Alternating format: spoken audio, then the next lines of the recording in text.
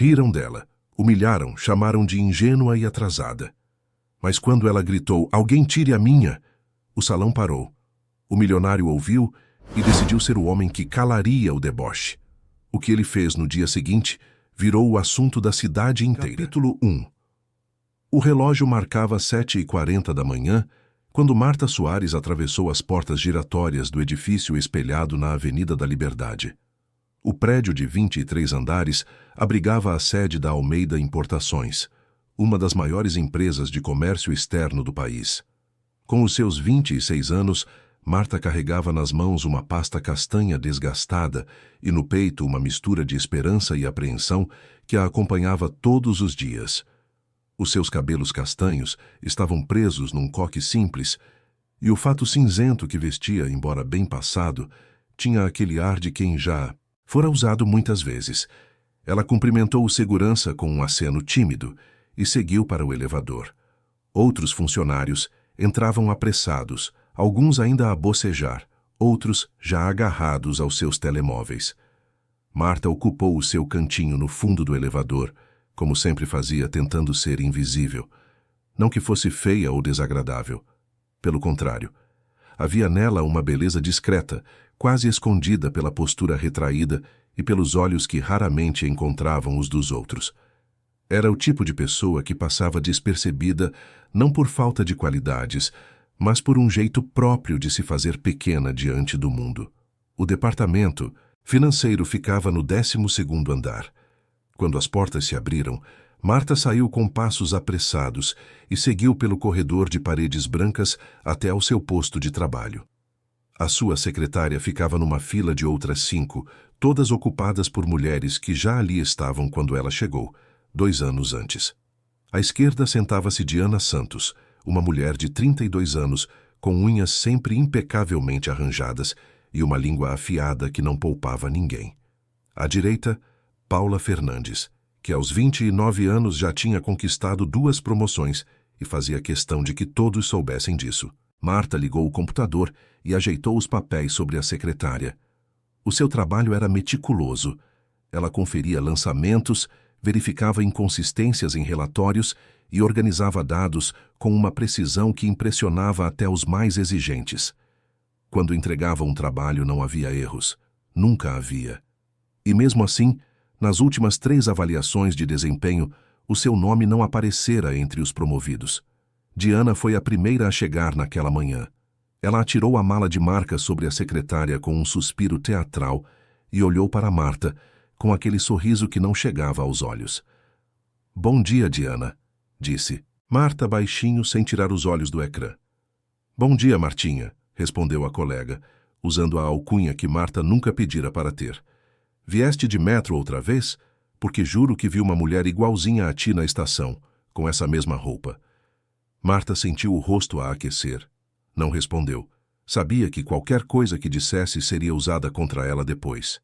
Diana riu-se sozinha e começou a mexer no telemóvel.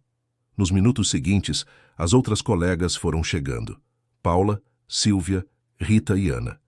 Formavam um grupo coeso, unido por mexericos e almoços para os quais Marta nunca era convidada. Não que ela fizesse questão. Preferia comer sozinha com um livro na mão, longe dos olhares que pareciam sempre julgá-la. O escritório começou a ganhar vida. Telefones tocavam, impressoras zumbiam, conversas cruzavam-se. Marta mergulhou no trabalho, a rever uma folha de cálculo extensa de importações do trimestre anterior. Os seus dedos dançavam sobre o teclado com agilidade, e a sua concentração era tamanha que ela nem se apercebeu quando Diana e Paula começaram a sussurrar entre si, lançando olhares furtivos na sua direção. Ela só se apercebeu quando ouviu risadas abafadas. Levantou os olhos e viu as 2 inclinadas uma para a outra, claramente a falar sobre alguma coisa. Ou sobre alguém. Marta engoliu em seco e voltou ao trabalho. Amanhã arrastou-se. Quando deu o meio-dia, a maioria dos funcionários levantou-se para almoçar. O refeitório da empresa ficava no último andar e tinha vista para a cidade. Marta pegou a sua marmita do frigorífico comunitário e seguiu para lá, esperando encontrar uma mesa vazia perto da janela, onde pudesse comer em paz. Mas naquele dia, Quando entrou no refeitório, percebeu que algo estava diferente. Havia mais gente do que o normal. Grupos a conversar alto, risadas a ecoar. E várias pessoas olharam para ela quando passou. Marta sentiu o estômago apertar. Continuou a andar, tentando ignorar, mas os risinhos seguiam-na como sombras. Ela sentou-se numa mesa ao canto e abriu a sua marmita. Arroz, feijão, frango desfiado. Simples, como tudo na sua vida. Pegou no garfo e estava prestes a começar a comer quando Diana apareceu, acompanhada de Paula e Ana. As três sentaram-se na mesa ao lado, mas de um jeito que ficavam de frente para Marta. "Olá, Martinha", disse Diana com aquele tom falso de simpatia. "Posso fazer-te uma pergunta?" Marta olhou para ela desconfiada. "Podes. É verdade que nunca namoraste? Porque a Rita comentou que tu disseste isso uma vez, e a gente ficou curiosa." O garfo de Marta parou no ar. Ela sentiu o sangue subir-lhe às bochechas. Eu prefiro não falar sobre isso." "Ah, então é verdade", disse Paula dando uma risadinha. "Malta, eu não acredito. 26 anos e nunca namorou. Isso é tipo um recorde, não é?" Várias pessoas nas mesas próximas viraram a cabeça. Marta queria desaparecer. Queria que o chão se abrisse e a engolisse. Mas ficou ali paralisada com o garfo ainda na mão. "Não é só namorar, Martinha", continuou Diana, inclinando-se para a frente como se estivesse a partilhar um segredo. "A gente sabe que tu também nunca... Bem, tu sabes, nunca estiveste com ninguém. Nunca beijaste. Nunca nada." Marta sentiu os olhos a arder. Aquilo não era novidade. Ela sabia que já tinham falado sobre ela antes, mas nunca assim, tão abertamente, com tanta gente por perto. "Não vejo qual é o problema", conseguiu dizer com a voz trêmula. "Não tem problema nenhum, amor", disse Ana, com um sorriso condescendente. "A gente só acha engraçado, tipo, estás a guardar para quê? Para o príncipe encantado?"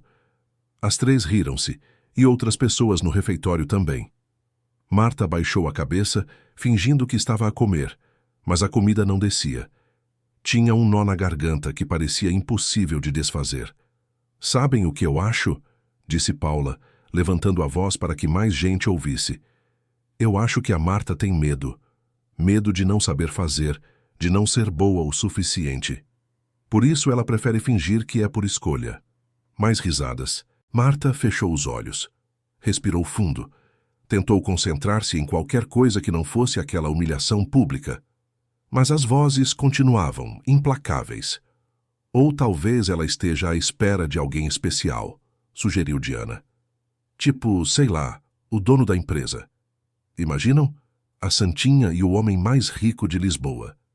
Isso provocou uma explosão de gargalhadas. Marta sentiu algo a quebrar-se dentro dela. Era como se cada risada fosse uma martelada na sua dignidade. Ela tinha aguentado muito. Tinha engolido comentários maldosos, olhares de desdém, exclusões silenciosas. Mas aquilo estava para além do limite.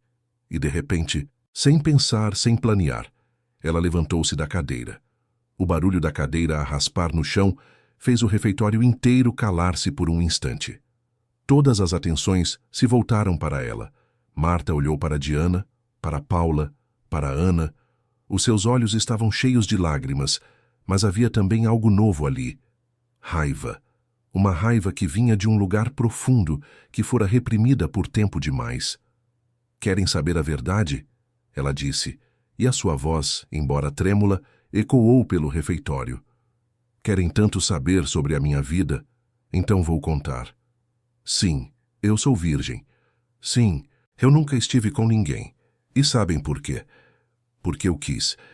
Porque eu escolhi. Porque eu não preciso da aprovação de ninguém para viver a minha vida do jeito que eu quero." O silêncio era absoluto agora. Ninguém ousava interromper. "Mas já que isso vos incomoda tanto, já que vocês não conseguem parar de falar sobre isso, então está bem. Alguém tire-ma logo então. Pronto. Satisfeitas agora?" As palavras saíram num grito desesperado. Marta estava a tremer. Lágrimas escorriam pelo seu rosto. Ela nem sabia bem o que tinha acabado de dizer. Só sabia que tinha explodido, que tinha perdido o controlo, que tinha exposto a sua dor da forma mais crua possível. O refeitório permaneceu em silêncio sepulcral. Ninguém se ria mais. Algumas pessoas olhavam para o chão, constrangidas. Outras cochichavam entre si. Diana, Paula e Ana estavam pálidas, sem saber o que fazer ou dizer. Marta pegou na sua marmita, deitou-a no lixo e saiu do refeitório. Os seus passos eram rápidos, desesperados. Ela queria sair dali, fugir, nunca mais voltar. Entrou na casa de banho feminina mais próxima. Trancou-se numa cabine e desabou. Chorou como não chorava havia anos. Soluçava, encostada na parede fria, a sentir, a humilhação a queimar em cada fibra do seu corpo. Não sabia quanto tempo ficara ali. Talvez 10 minutos, talvez 20. Quando finalmente conseguiu recompor-se minimamente, lavou o rosto, tentou disfarçar os olhos inchados e voltou para a sua secretária. O resto da tarde foi um borrão. Ela trabalhou no automático, sem olhar para os lados, sem falar com ninguém. Mas o que Marta não sabia era que a sua explosão no refeitório não tinha passado despercebida apenas pelas pessoas que lá estavam. Havia alguém mais. Alguém que raramente descia ao refeitório, mas que naquele dia, por um capricho do destino, decidira passar por ali. Ricardo Almeida tinha 38 anos e era dono da Almeida Importações. Herdara a empresa do pai aos 25 anos e, desde então, transformara um negócio regional num império nacional. Era conhecido pela sua postura séria, pelo seu perfeccionismo implacável e pela sua total devoção ao trabalho. Não tinha amigos próximos, não tinha relacionamentos duradouros. Vivia para a empresa e a empresa vivia para ele. Naquela tarde, Ricardo estava a sair de uma reunião no 20º andar, quando decidiu descer pelas escadas para esticar as pernas. Quando passou pelo corredor que levava ao refeitório, ouviu vozes, risadas, e então um grito feminino carregado de dor e desespero. Ele parou. Ficou parado ali, perto da porta entreaberta do refeitório, e ouviu cada palavra que Marta dissera. Viu, através da pequena fresta, uma jovem de olhos marejados a tremer de raiva e vergonha, a ser humilhada publicamente. Algo se mexeu dentro dele, algo que estava adormecido havia muito tempo. Não era pena, não era compaixão superficial, era uma coisa mais profunda, um reconhecimento, como se, naquele grito desesperado, ele tivesse visto uma verdade que poucos ousavam mostrar. Vulnerabilidade crua, coragem disfarçada de desespero. Ricardo ficou ali a observar enquanto a jovem saía a correr do refeitório. Ele viu o constrangimento no rosto das colegas dela. Viu os olhares desviados das outras pessoas e sentiu uma raiva fria a subir-lhe pelo peito, não contra a moça que gritara, mas contra aquelas que a tinham empurrado até aquele ponto. Ele continuou a descer as escadas pensativo. Chegou ao seu escritório no 23º andar, mas não conseguia concentrar-se. A imagem daquela jovem não lhe saía da cabeça. O desespero na voz dela, a dignidade quebrada e, acima de tudo, a coragem de se ter levantado, mesmo que de forma explosiva. Ricardo chamou a sua secretária, Lourdes, uma mulher de 50 anos que trabalhava com ele desde sempre. Lourdes, preciso que descubra o nome de uma funcionária para mim. Lourdes ergueu as sobrancelhas, surpresa. Era raro Ricardo demonstrar interesse por funcionários específicos, especialmente de níveis hierárquicos mais baixos. Claro, Sr. Almeida. Como posso identificá-la? Ela trabalha no departamento financeiro. Cabelos castanhos, presos. Estava no refeitório hoje por volta do meio-dia. Teve um incidente. Lourdes assentiu, compreendendo. Vou verificar. Deve ser fácil descobrir, considerando que essas coisas costumam virar assunto rapidamente. Ricardo acenou dispensando-a. Ficou sozinho no escritório, a olhar para a cidade através da janela enorme. Lisboa estendia-se diante dele, cinzenta e caótica. Mas ele não estava a ver a cidade. Estava a ver aquela jovem. E a perguntar-se por quê, de todas as coisas que poderiam ter capturado a sua atenção naquele dia, fora justamente aquele grito desesperado. Capítulo 2. Marta não dormiu naquela noite. Deitada no seu pequeno apartamento de um quarto no bairro de Alfama, ela olhava para o teto com os olhos a arder de tanto chorar. A humilhação do refeitório passava em loop na sua mente. Cada risada, cada olhar, cada palavra maldosa. Mas o pior era lembrar-se do seu próprio grito. Alguém tire-ma logo, então. Como fora capaz de dizer aquilo? Como perdera o controlo daquela forma? Pensou em não voltar. Pensou em ligar de manhã, inventar uma doença, pedir a demissão. Podia procurar outro emprego. Lisboa era grande. Havia outras empresas. Mas uma voz dentro dela, teimosa e cansada, dizia que não. Que fugir seria dar a vitória àquelas mulheres. Que ela não fizera nada de errado, que a vergonha deveria ser delas, não dela. Quando o despertador tocou às 6 da manhã, Marta levantou-se como um autômato.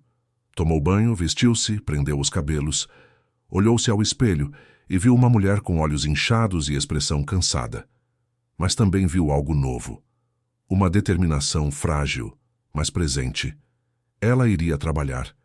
Iria enfrentar. Não sabia como, mas iria. A viagem de metro foi um suplício.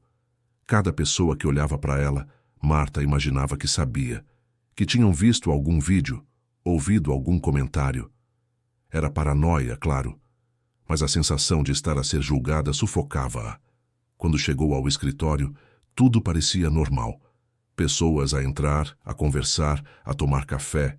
Marta foi direta para... Sua secretária ligou o computador e tentou concentrar-se. Diana chegou minutos depois. Quando passou por Marta, não disse nada. Nem bom dia, nem olá. Apenas seguiu para a sua secretária com uma expressão neutra. Paula e as outras também chegaram, e o padrão repetiu-se. Silêncio. Como se Marta se tivesse tornado invisível de verdade. Parte dela ficou aliviada. Preferiu o silêncio ao escárnio, mas outra parte sentiu uma pontada estranha.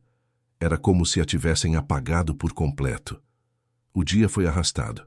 Marta trabalhou com a cabeça baixa, a rever relatórios, a conferir números. Na hora do almoço, ficou na secretária. Nem cogitou ir ao refeitório. Comeu uma barra de cereal que tinha na mala e continuou a trabalhar. Mas às 3 da tarde, algo inesperado aconteceu. Lourdes, a secretária do dono da empresa, apareceu no departamento financeiro. Ela era uma figura conhecida e respeitada. Quando ela entrava num setor, era porque havia algo importante a acontecer. Marta Soares? Perguntou Lourdes, olhando ao redor. Marta ergueu a cabeça, surpresa. Sou eu. O senhor Almeida gostaria de falar consigo, agora, se possível. O mundo de Marta parou. Ricardo Almeida, o dono da empresa. O homem que ela vira apenas 2 vezes em 2 anos, sempre de longe, sempre cercado por executivos. Por que quereria ele falar com ela? Diana e Paula trocaram olhares. Cochichos começaram imediatamente. Marta levantou-se com as pernas bambas. Seguiu Lourdes até ao elevador, tentando controlar a respiração. O seu coração batia tão forte que ela tinha a certeza de que todos conseguiam ouvir. Sabe por que ele me quer ver? Perguntou Marta, com a voz fraca. Lourdes deu um sorriso enigmático. Ele explicará. O elevador subiu. 12º, 13º, 14º. Cada andar parecia uma eternidade. Marta tentou organizar os pensamentos. Seria sobre o incidente no refeitório? Seria despedida? Alguém se queixara formalmente dela? 23º andar.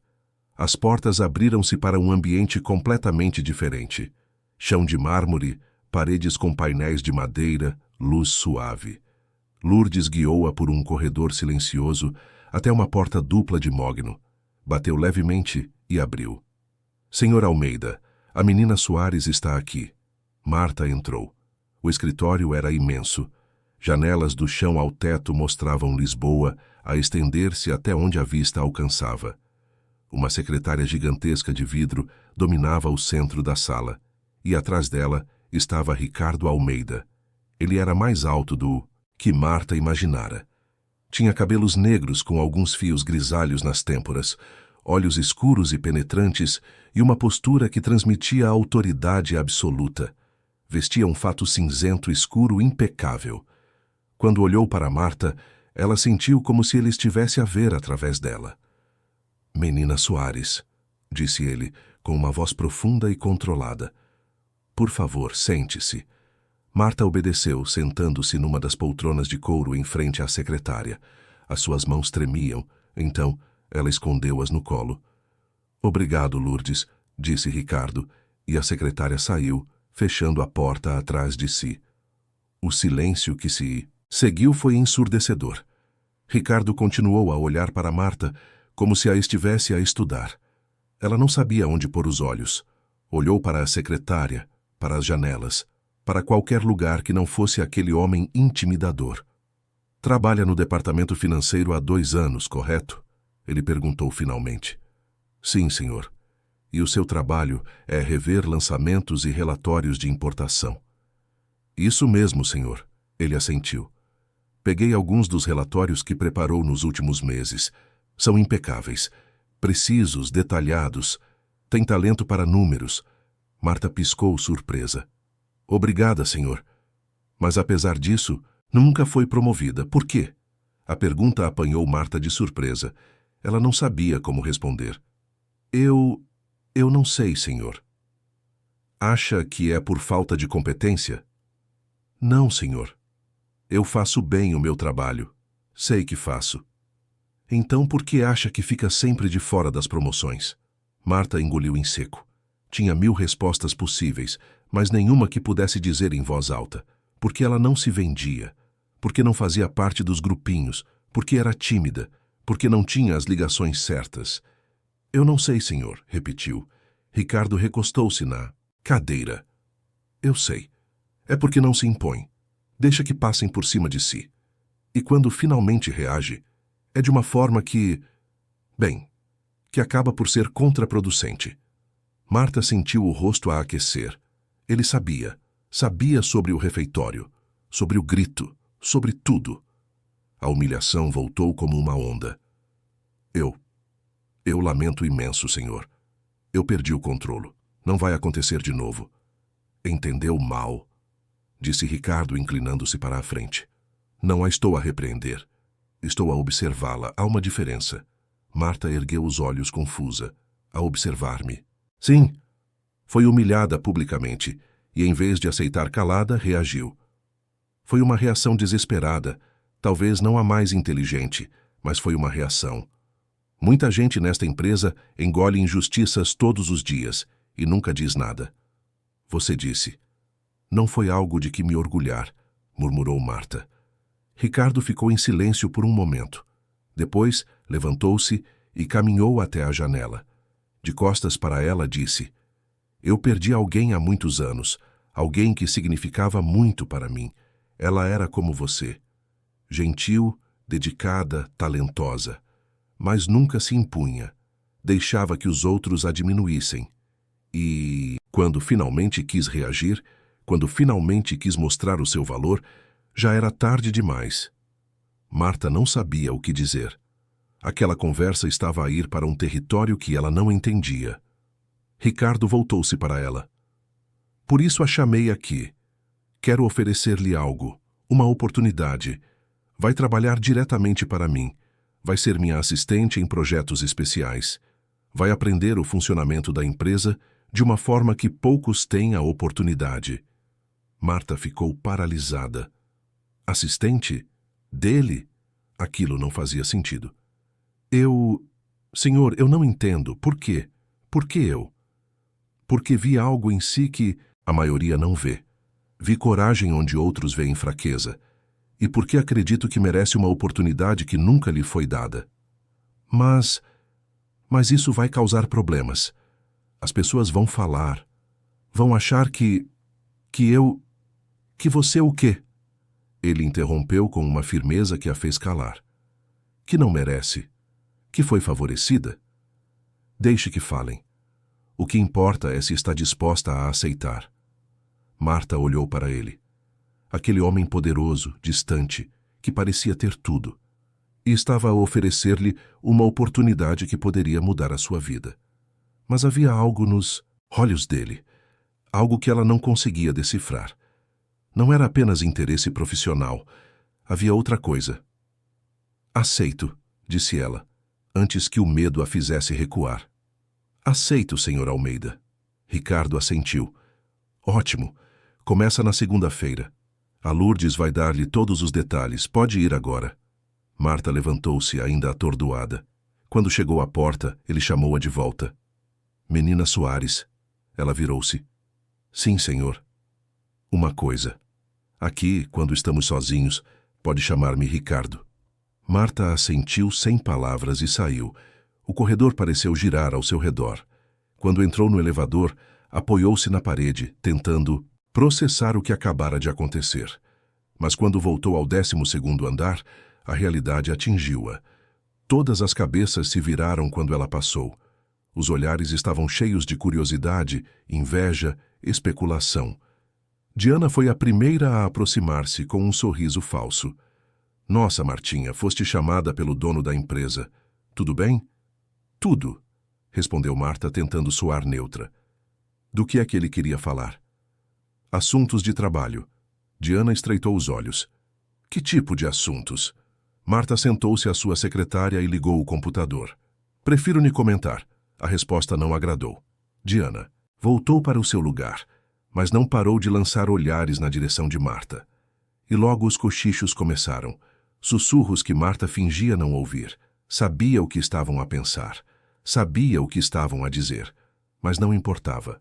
Pela primeira vez em 2 anos, ela tinha algo que elas não tinham. Uma oportunidade. E não ia desperdiçá-la. Capítulo 3.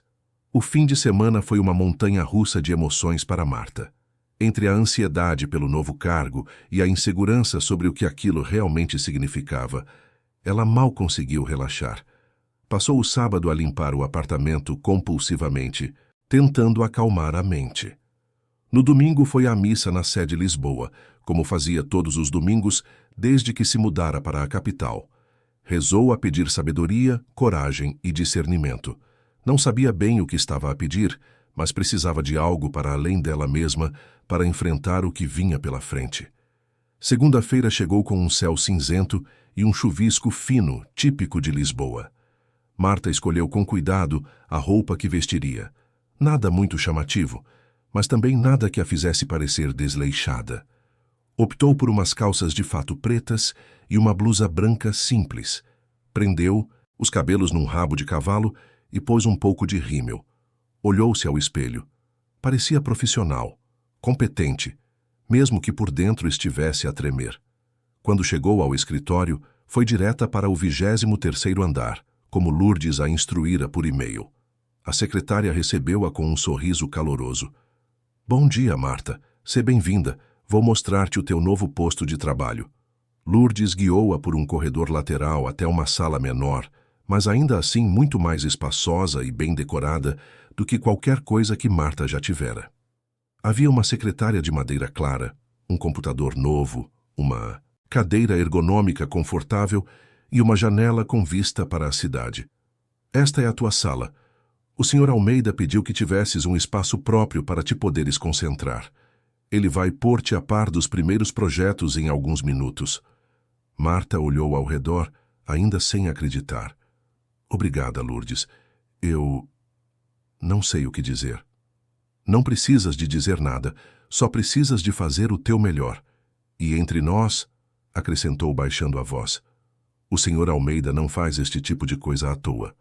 Se ele te escolheu, é porque viu potencial de verdade. Antes que Marta pudesse responder, Ricardo apareceu à porta. Bom dia. As duas viraram-se. Bom dia, Sr. Almeida, disse Marta, sentindo o coração a acelerar. Lourdes, pode deixar-nos? Ele pediu.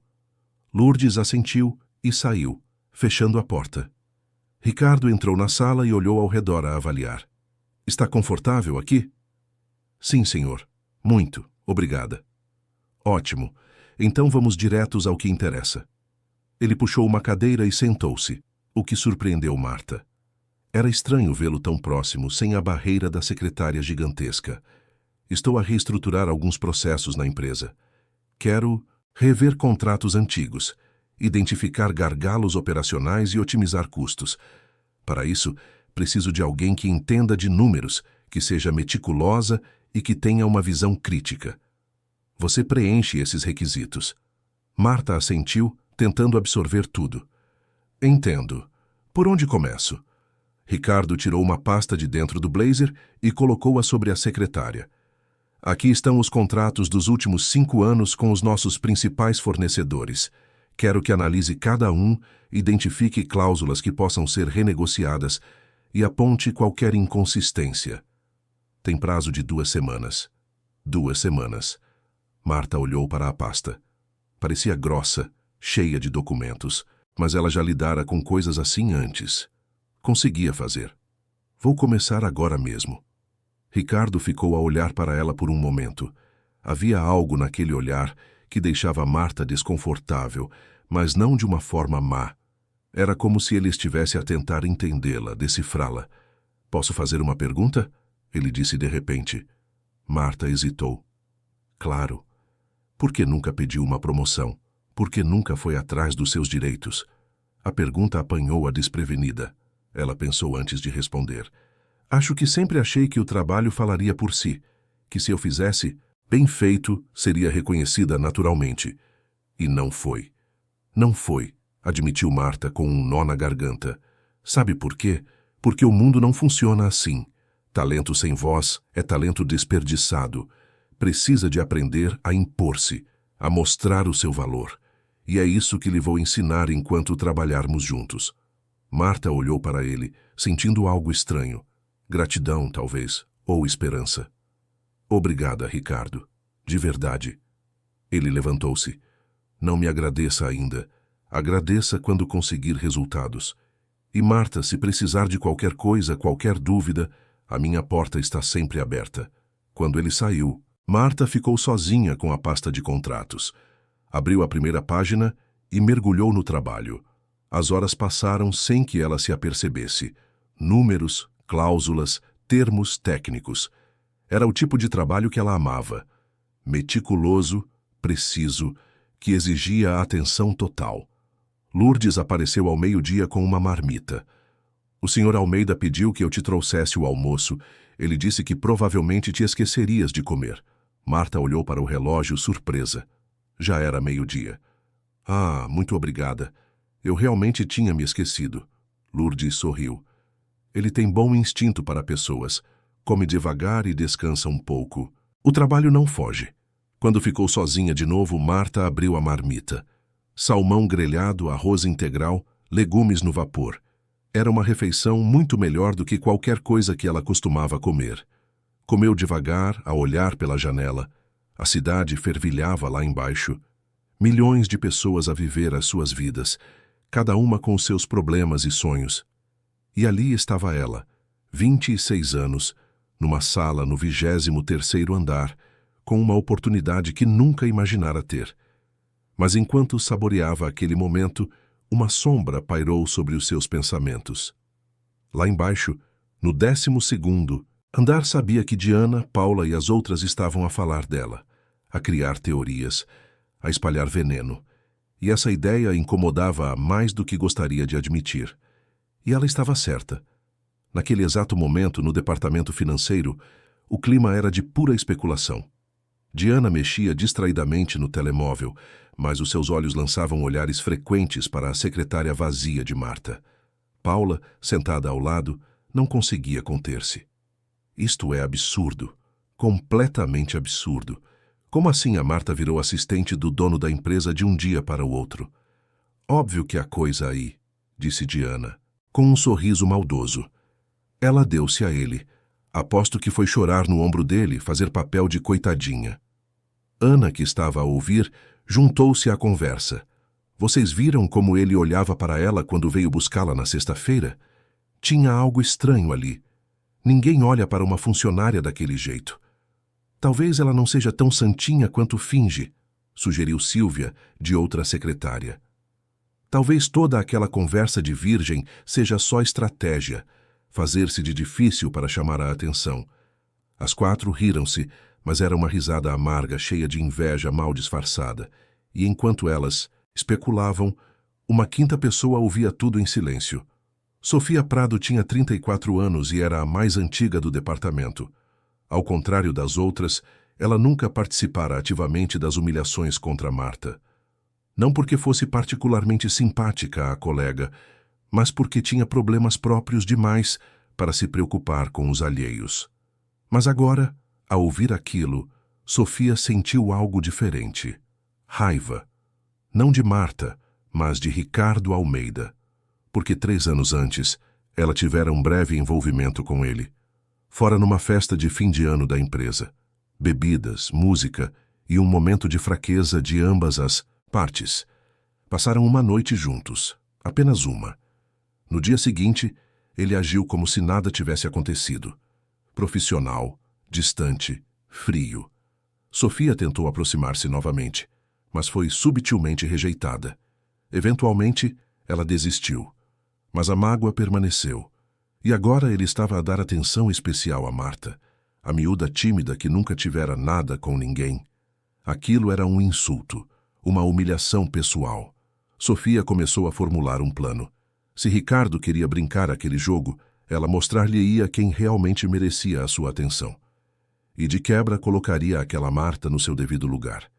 Enquanto isso, no 23º andar, Marta continuava a trabalhar, alheia às tempestades que se formavam ao seu redor. Às 6 da tarde, quando finalmente levantou os olhos dos documentos, percebeu que estava sozinha no andar. Todos já tinham ido embora. Ela organizou os seus papéis, pegou na mala e foi em direção ao elevador. Mas quando passou em frente ao escritório de Ricardo, viu que a porta estava entreaberta e a luz acesa. Hesitou. Deveria despedir-se? Seria estranho. Antes que pudesse decidir, a voz dele veio de dentro. Marta, já vai? Ela empurrou a porta devagar. Sim, está tarde. Pensei em... Entre. Ele interrompeu. Ela entrou. Ricardo estava em pé, perto da janela, com um copo de uísque na mão. Parecia cansado, vulnerável, de uma forma que ela não vira antes. Como foi o primeiro dia? Ele perguntou. Produtivo. Já revi metade dos contratos. Acho que vou terminar antes do prazo. Ele assentiu, mas não parecia realmente focado na resposta. Marta, posso perguntar-lhe uma coisa pessoal? O coração de Marta deu um pulo. Pode. Por que é que você nunca... Ele hesitou, como se estivesse a procurar as palavras certas. Por que se preservou tanto? Dessa forma que a tornou alvo de tanto escárnio? A pergunta era íntima demais, invasiva, mas havia algo na forma como ele perguntou, uma curiosidade genuína, que fez Marta responder com honestidade. Porque eu quis encontrar algo verdadeiro. Não queria apenas seguir o fluxo, fazer o que todos fazem porque é esperado. Queria que significasse algo. Soa parvo? Ricardo ficou em silêncio por um longo momento. Depois murmurou. Não soa parvo. Soa raro e corajoso. Marta sentiu o rosto a aquecer. Deveria ir, está tarde e... Espere. Ele disse dando um passo em direção a ela. Eu sei que isto pode soar estranho, mas eu gostaria de jantar consigo, não como chefe e funcionária, como duas pessoas que talvez precisem de companhia.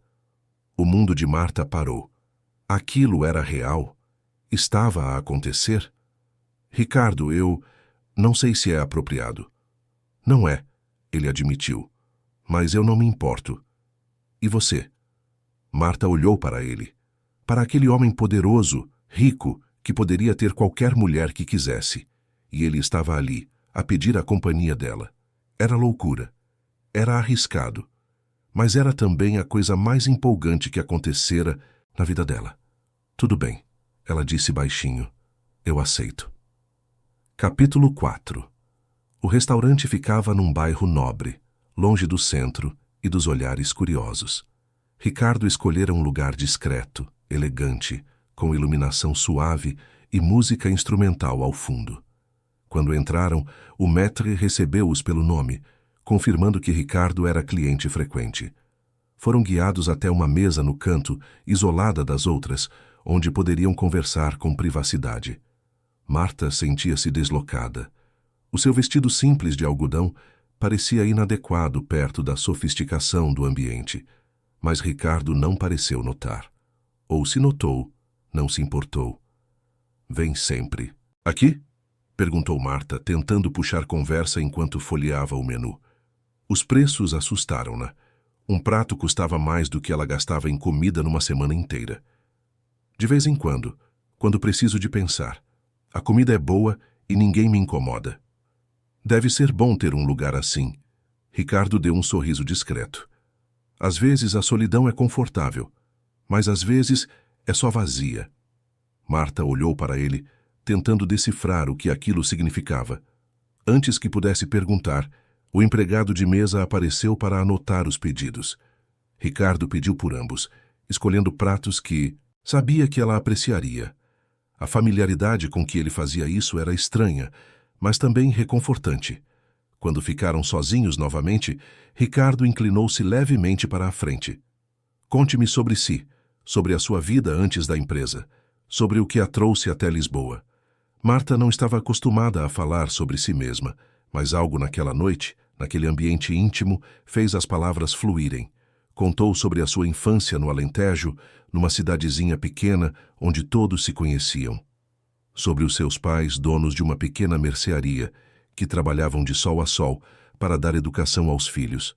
Sobre como ela sempre fora boa à matemática, como conseguira uma bolsa para estudar gestão em Évora, e como depois se mudara para Lisboa em busca de oportunidades melhores. E as suas expectativas foram atendidas? Ricardo perguntou. Marta deu uma risada sem humor. Não exatamente. Achei que seria mais fácil, que competência bastaria, mas percebi que o mundo é mais complicado do que eu pensava. É mesmo, concordou Ricardo. E muitas vezes, injusto. A comida chegou. Estava deliciosa. Marta comeu devagar, saboreando cada garfada, mas também atenta à conversa. Ricardo falou um pouco sobre si mesmo, também. Sobre como herdara a empresa jovem demais, sem estar preparado.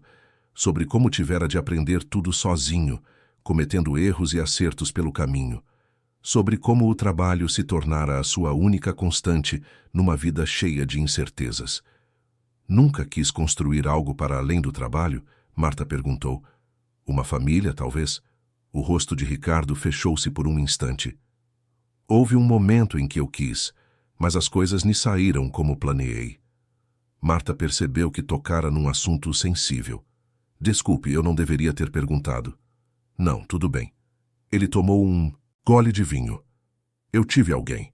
Há muito tempo. Era jovem, apaixonado, achava que tínhamos o futuro todo pela frente. Mas ela foi-se embora. E depois disso, eu simplesmente parei de tentar. Foi-se embora? Marta ecoou, confusa. Ricardo ficou em silêncio por um longo momento.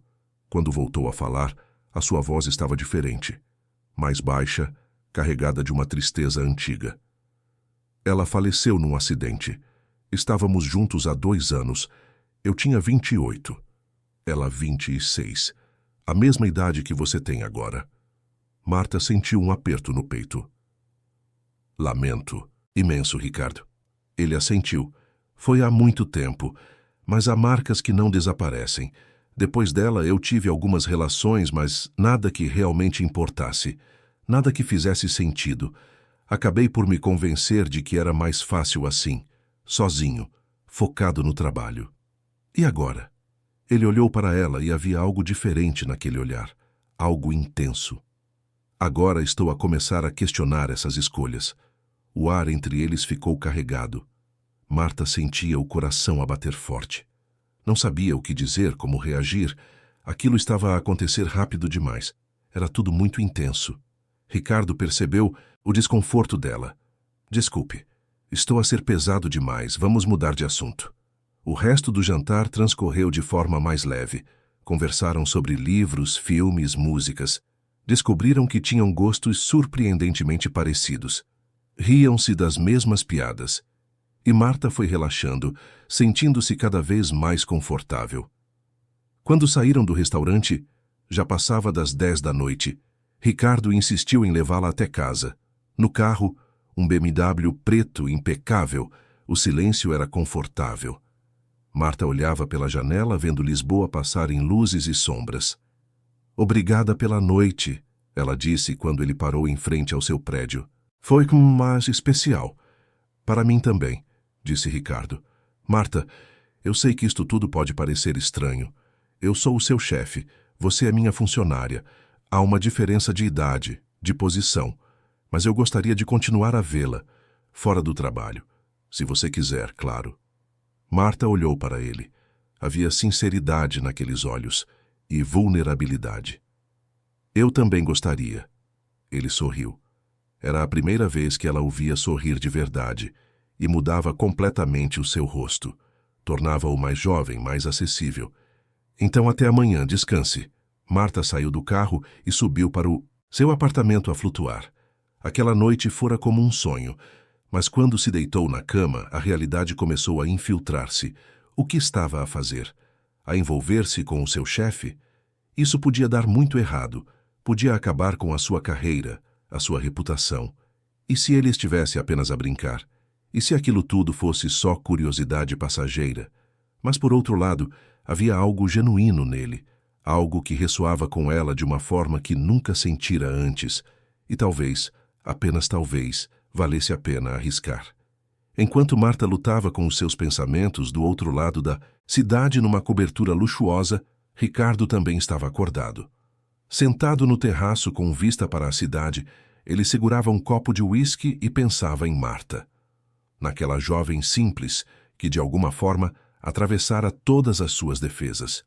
Ele sabia que estava a pisar em terreno perigoso, que misturar sentimentos com trabalho era receita para desastre, mas havia algo nela que o puxava, uma autenticidade que ele raramente encontrava. E depois de tantos anos a viver no automático, aquela sensação de estar vivo de novo era viciante. Mas Ricardo não era ingênuo. Sabia que aquela situação criaria problemas, que as pessoas falariam, que haveria consequências. E tinha algo que o incomodava profundamente. Sofia Prado. Ele lembrava-se vagamente daquela noite, anos atrás. Fora um erro, um momento de fraqueza que ele preferia esquecer, mas sabia que mulheres como Sofia nem esqueciam facilmente. E se ela descobrisse sobre Marta, as coisas poderiam ficar complicadas e as suas suspeitas estavam corretas. Naquele exato momento, Sofia estava no seu apartamento, a navegar pelas redes sociais à procura de qualquer informação sobre Marta. Não encontrou muito. A rapariga praticamente não tinha presença online. Perfil no Facebook desatualizado, sem Instagram, nada de interessante. Mas isso só a deixou mais determinada. No dia seguinte, Sofia chegou ao escritório com um plano. Seria subtil, estratégica, começaria a plantar dúvidas, a espalhar rumores calculados. Faria parecer que Marta estava a usar Ricardo para subir na empresa, que era uma oportunista disfarçada de inocente. Durante o pequeno almoço no refeitório, ela sentou-se com Diana, Paula e Ana. Meninas, precisamos de conversar sobre a situação da Marta. As três inclinaram-se para a frente, ávidas por mexericos. Sofia tinha esse efeito. Era mais velha, mais experiente, e quando ela falava, as outras ouviam. Eu conheço o Ricardo Almeida há mais tempo do que qualquer uma de vocês, Sofia começou.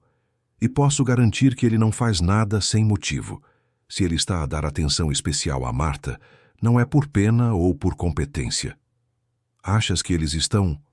Ana não conseguiu terminar a frase. Não sei, mas é suspeito, muito suspeito. E vocês sabem o que acontece quando este tipo de coisa vem à tona, certo? Escândalos, demissões, processos por assédio. Mas se foi ela que se deu a ele, sugeriu Diana.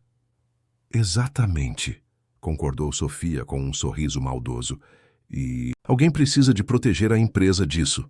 Alguém precisa de fazer o Ricardo perceber que está a ser manipulado. E como é que a gente faz isso?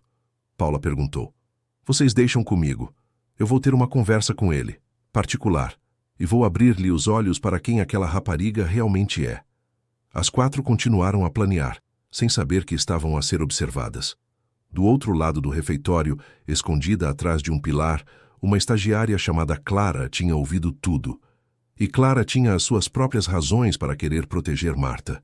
Afinal, Ela também fora alvo de bullying quando começara a trabalhar ali. E Marta, diferente das outras, sempre fora gentil com ela. Clara sabia que precisava de avisar Marta.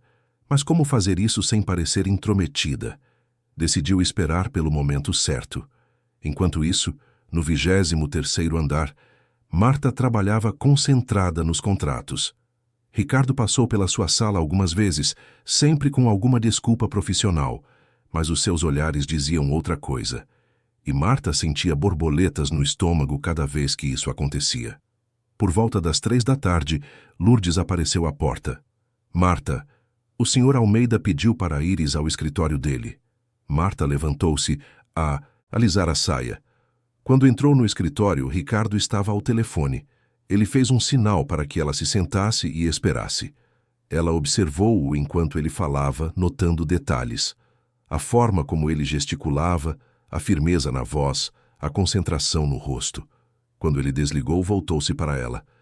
Desculpe, crise com um fornecedor. Tudo resolvido? Por enquanto. Ele sentou-se na cadeira em frente a ela, não atrás da secretária. Queria perguntar-te. Sábado tens compromisso? Marta piscou.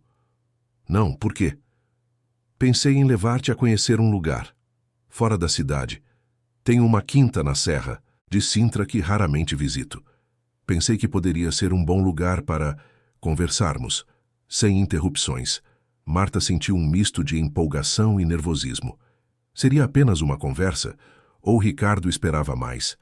E ela, o que esperava? Adoraria, disse finalmente.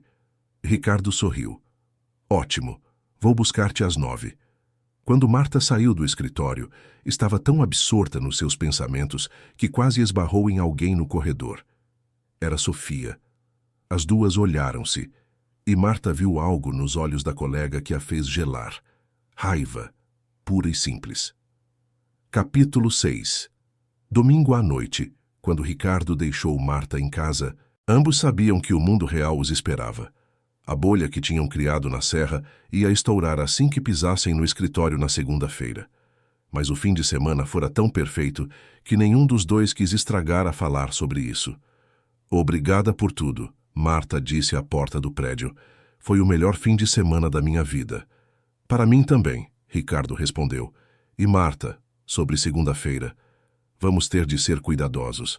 Não por mim, mas por ti. Não quero que a tua reputação seja prejudicada. Eu sei, vamos manter o profissionalismo no escritório. Ele assentiu, mas pegou na mão dela antes que ela saísse do carro. Só no escritório. Fora dele, quero continuar a ver-te. Eu também quero. Eles despediram-se com um beijo rápido e Marta subiu para o seu apartamento com o coração leve. Mas quando se deitou na cama e pegou no telemóvel para pôr o alarme, viu que tinha várias mensagens não lidas. Eram de números desconhecidos. Curiosa e um pouco apreensiva, abriu.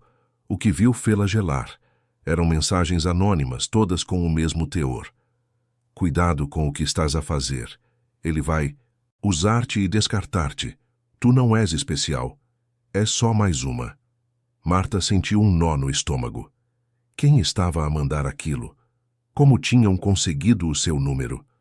Ela bloqueou os contactos e tentou dormir. Mas a noite foi inquieta, cheia de pesadelos. Na manhã de segunda-feira, chegou ao escritório determinada a ignorar tudo e a concentrar-se no trabalho. Mas quando entrou no 23º andar, percebeu que algo estava diferente. Lourdes recebeu-a com uma expressão preocupada. Marta, preciso de te avisar de uma coisa. O Sr. Almeida teve uma reunião de emergência com os RH esta manhã. A Sofia Prado fez uma denúncia formal a alegar favorecimento irregular. O mundo de Marta girou. O quê? Ela alegou que estás a receber tratamento especial e oportunidades que deveriam ser distribuídas de forma mais equitativa, e que isso cria um ambiente de trabalho hostil para as outras funcionárias. Mas isso é absurdo. Eu estou a trabalhar arduamente, a fazer um trabalho excelente. Eu sei, querida. E o Sr. Almeida também sabe. Mas ele tem de seguir o protocolo, tem de investigar. É procedimento padrão. Marta sentiu as lágrimas a queimar-lhe nos olhos, mas recusou-se a chorar. Onde é que ele está? No escritório dele. Mas acho melhor esperares. Ele não está num bom momento. Marta não esperou. Foi direta para o escritório de Ricardo e entrou sem bater. Ele estava ao telefone, mas quando a viu, desligou imediatamente. Marta, ouviste? Não era uma pergunta. Ouvi. E isto é por nossa causa? Por causa do fim de semana? Ricardo levantou-se e caminhou até ela. Não. Isto é por causa de uma mulher invejosa que está a tentar destruir algo que nem entende. Mas eu vou resolver. Como? Como vais resolver? Sem confirmar exatamente o que ela está a insinuar? Ele ficou em silêncio, porque ambos sabiam que ela tinha razão. Qualquer defesa que ele fizesse de Marta agora pareceria suspeita. Pareceria confirmação. Talvez seja melhor eu pedir a demissão, Marta disse com a voz trêmula. Antes que isto se torne um escândalo maior. Não, absolutamente não. Não vais desistir do teu trabalho, da tua carreira, por causa de mexericos. Eu não permito. Não me podes proteger de tudo, Ricardo. Posso tentar e vou. Ele pegou nas mãos dela. Confias em mim? Marta olhou para ele.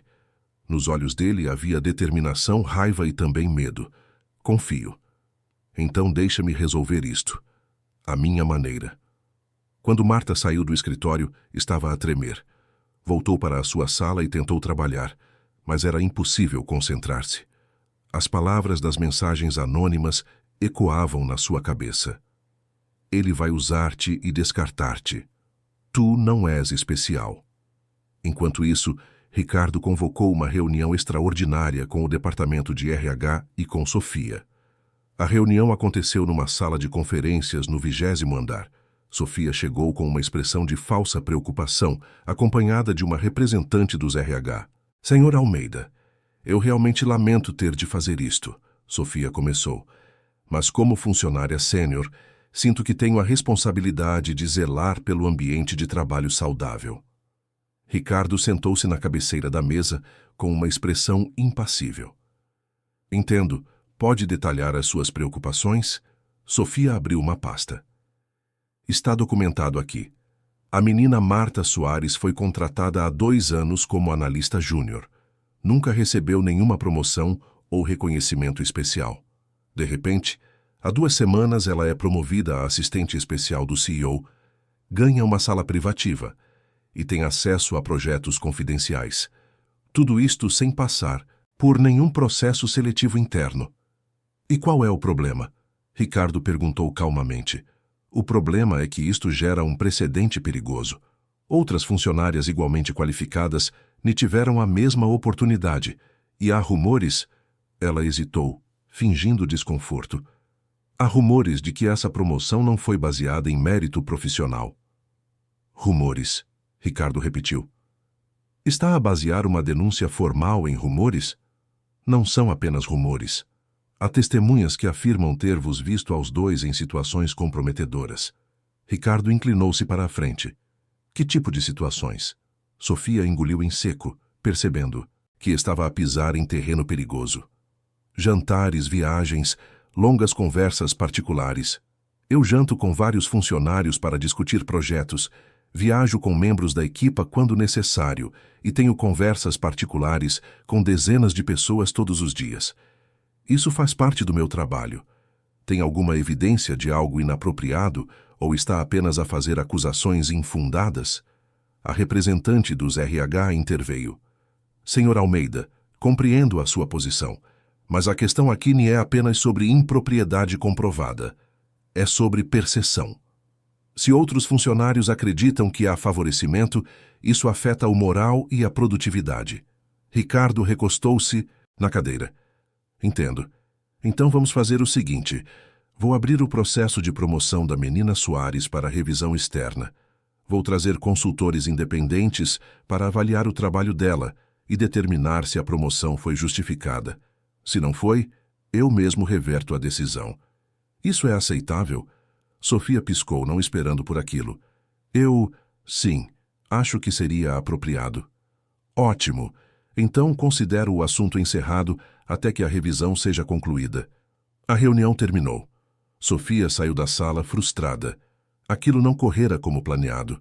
Ela esperava que Ricardo se colocasse na defensiva, que mostrasse sinais de culpa.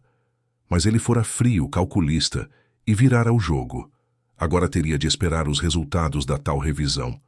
E se Marta realmente fosse boa no que fazia, Sofia ter-se-ia apenas exposto como invejosa. Mas ela não ia desistir tão facilmente. Tinha outro trunfo na manga. O segredo que Ricardo não sabia que ela sabia, e estava na hora de usá-lo. Naquela tarde, Sofia esperou até que a maioria dos funcionários tivesse ido embora.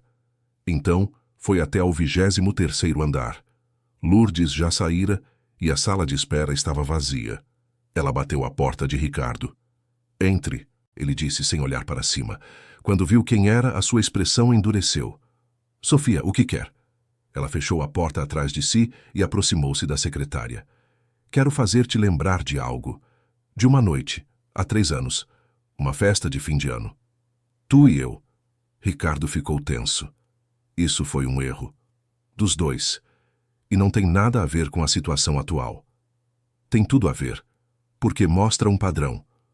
Tu a envolveres-te com funcionárias. E agora estás a acontecer de novo. Com essa Marta. A diferença é que desta vez estás a apaixonar-te. E isso deixa-te vulnerável. "Saia do meu escritório", Ricardo disse com a voz perigosamente baixa. "Sabes que eu poderia tornar aquela noite pública. Poderia dizer que te aproveitaste da tua posição, que foi assédio. Estavas tão sóbria quanto eu. E foste tu quem iniciou. Mas vá em frente e faça as suas acusações. Eu tenho os e-mails que me mandaste depois, a deixar claro que foi consensual e que querias mais. Queres realmente ir por esse caminho?" Sofia empalideceu. Não pensara nisso. "Guardaste os e-mails?" "Eu guardo tudo." "É como faço. Negócios. E agora, se não tem mais nada construtivo a dizer, retire-se." Sofia saiu, mas estava longe de derrotada. Ela podia não ter aquele trunfo, mas tinha outros. E estava disposta a usar todos eles. Enquanto isso, Marta estava na sua sala, a olhar pela janela. Clara apareceu à porta, hesitante. "Marta, posso entrar?" "Claro, Clara." A estagiária entrou e fechou a porta. "Ouvi sobre a denúncia da Sofia. Lamento imenso. Não é culpa tua." "Eu sei, mas há algo que precisas de saber. A Sofia não está a fazer isto só por inveja profissional. Ela teve algo com o Ricardo, anos atrás, e acho que ela nunca superou." Marta sentiu como se tivesse levado um soco no estômago. "Teve algo? Como sabes?" "Eu ouvia-a contar às outras. Ela estava bêbada numa festa do escritório no ano passado e deixou escapar. Foi breve, mas aconteceu." Marta ficou em silêncio a processar aquilo. Ricardo mencionara que tivera relações que não significaram nada. Seria Sofia uma delas? Fazia sentido. Explicava a raiva desproporcional dela. "Obrigada por me contares", Marta disse finalmente. Quando ficou sozinha de novo, Marta não sabia o que sentir. Não podia culpar Ricardo por ter um passado. Todos tinham, mas a ideia de que ele estivera com Sofia, aquela mulher que agora tentava destruí-la, era perturbadora. Ela precisava de conversar com ele. Precisava de ouvir a verdade dele. Mas quando olhou para o relógio, viu que já passava das 8. Ricardo provavelmente já fora embora. Decidiu ir embora também. Pegou nas suas coisas e estava a sair quando viu a luz ainda acesa no escritório dele. Hesitou. Deveria ir lá? Ou deveria esperar até amanhã? Antes que pudesse decidir, a porta abriu-se e Ricardo apareceu. Quando a viu, parou.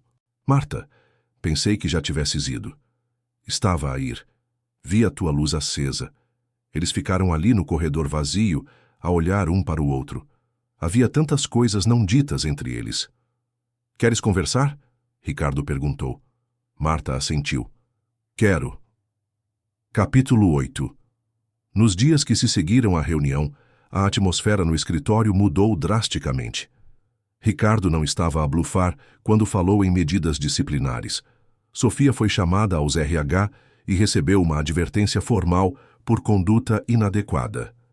Diana e Paula também foram repreendidas por participarem na campanha de difamação. E um comunicado interno, Deixou claro que qualquer forma de assédio moral seria tratada com tolerância zero. Marta esperava sentir satisfação com a vitória, mas o que sentia era principalmente cansaço. Cansaço de ter de provar o seu valor constantemente, cansaço de ser julgada. Mas também havia algo novo: respeito. Pessoas que antes a ignoravam, agora cumprimentavam-na nos corredores. Colegas pediam a sua opinião em reuniões. O seu nome era mencionado com seriedade quando discutiam projetos importantes. Luís Mendes tornou-se um amigo. Ele e Marta começaram a almoçar juntos às vezes, a conversar sobre trabalho e vida. Luís tinha uma namorada, então não havia tensão romântica. Apenas uma amizade genuína que Marta apreciava. Um dia, durante o almoço, Luís perguntou: "Então, tu e o chefão, é a sério mesmo?" Marta quase se engasgou com a água. "Como é que sabes?" "Marta, toda a gente sabe. Ou pelo menos suspeita. Mas depois daquela reunião acho que as pessoas estão mais dispostas a acreditar que vocês se ligaram de verdade, não por interesse." "É a sério, sim. Muito a sério. Pelo menos para mim." "E para ele?" Marta pensou antes de responder. "Eu acho que sim, ele diz que sim. Ele... Mas às vezes tenho medo de que seja só, sei lá, uma paixão passageira. Ele é tão experiente, viveu tanto, e eu sou... especial." Luís completou. "Tu és especial, Marta. E ele seria um idiota se não percebesse isso." Enquanto isso, no 23º andar, Ricardo tinha os seus próprios dilemas. Ele sabia que a sua relação com Marta estava a aprofundar-se. Não era mais apenas atração, era algo mais complexo, mais assustador. Ele estava a apaixonar-se de verdade, e isso trazia todas as suas inseguranças à tona. Ele conversou com Lourdes sobre isso. A secretária era a pessoa mais próxima que ele tinha de uma confidente. "Estás com medo de a magoar como magoaste a Catarina", Lourdes disse diretamente. Tinha essa característica de não fazer rodeios. "Estou. Com a Catarina eu era egoísta, pensava só no trabalho, e ela pagou o preço.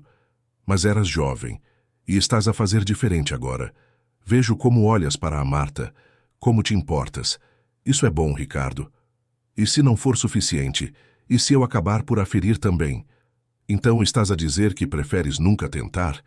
Preferes ficar sozinho para sempre? Por medo de fazer algo errado? Isso não é viver, é apenas existir." As palavras de Lourdes ficaram com Ricardo. Ela estava certa.